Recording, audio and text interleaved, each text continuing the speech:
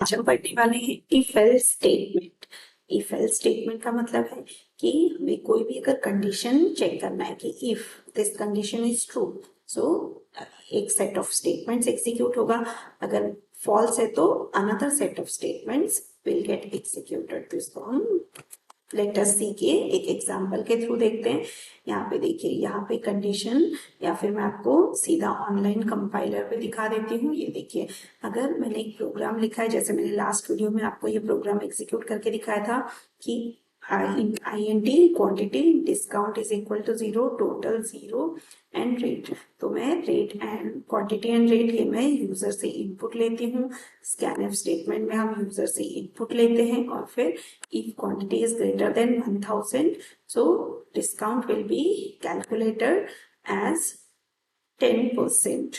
तो यहाँ पर हम डिस्काउंट लेते हैं 10% और हमारा 10% के हिसाब से कैलकुलेशन हो जाएगा और फिर हमारा टोटल प्रिंट हो जाएगा। तो ये देखिए, इस प्रोग्राम को मैं आपको एक बार एग्जीक्यूट करके दिखा देती हूँ। यहाँ पे जैसे ही रन पे क्लिक करेंगे तो ये प्रोग्राम एग्जीक्यूट हो जाएगा। अब ये इसमें हमें क्वांटिटी एंटर करना है। सपोज हमारा क्वांटिटी है 12,000, that means it is greater than 10,000, 1,000। सो ये हमारा क्वांटिटी एंटर हो गया। अब हमने रेट ऑफ इंटरेस्ट से लिया 10%, तो हमारा अमाउंट हो गया 10,800। वो हमें पे करना है बिकॉज हमें डिस्काउंट मिला है 10%। लेकिन अगर क्वांटिटी लेस देन 1,000 है तो हम देंगे डिस्काउंट ऑफ 8%। तो यहाँ पे इस स्टेटमेंट को हम कैसे लिखेंगे, यहाँ पे इफ के साथ हमें लिखना है एल्स, फिर हम दो कर्ली ब्रैकेट दे देंगे। इसके अंदर हम स्टेटमेंट लिखेंगे total is equal to quantity into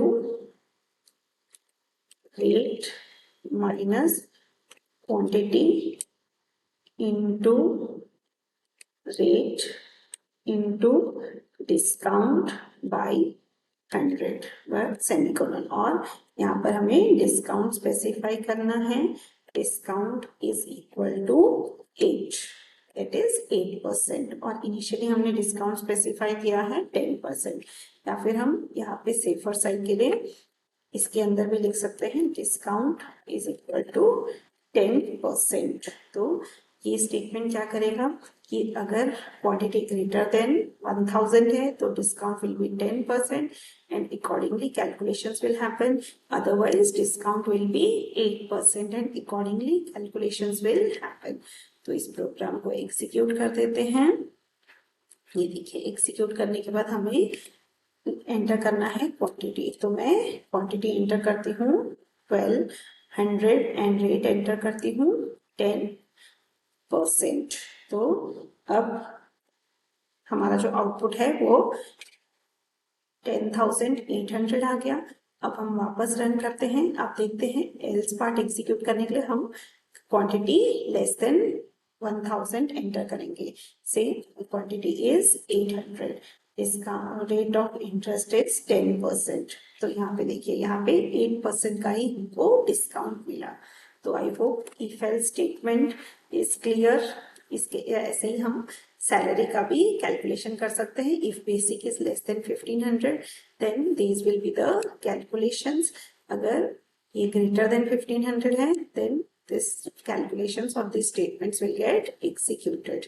तो इसके लिए ये फ्लो चार्ट है। Start input basic salary less than 1,500, तो हमें HRA मिलेगा 500 और DA मिलेगा basic into 98/100।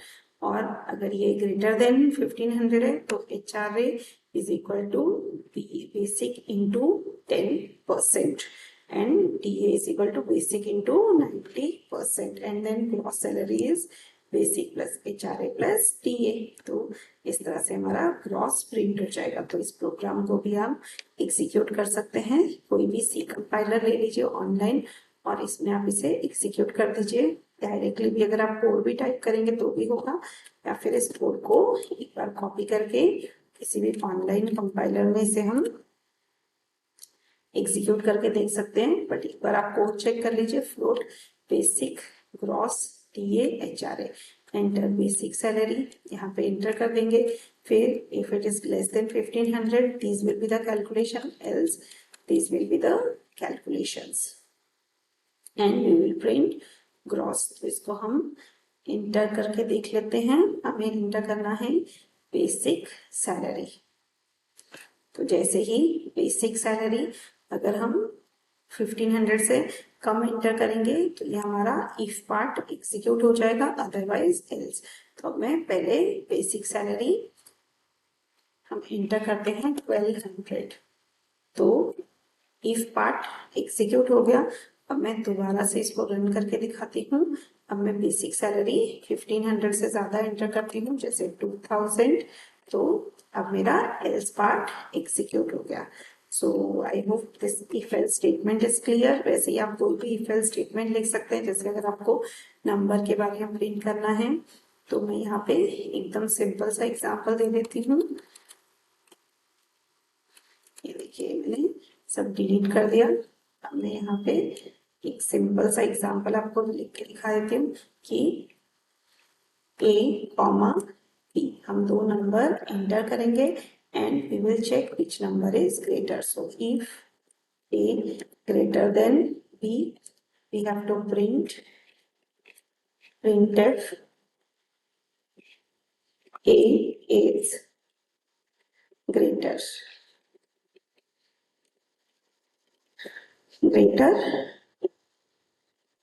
else printf b is greater।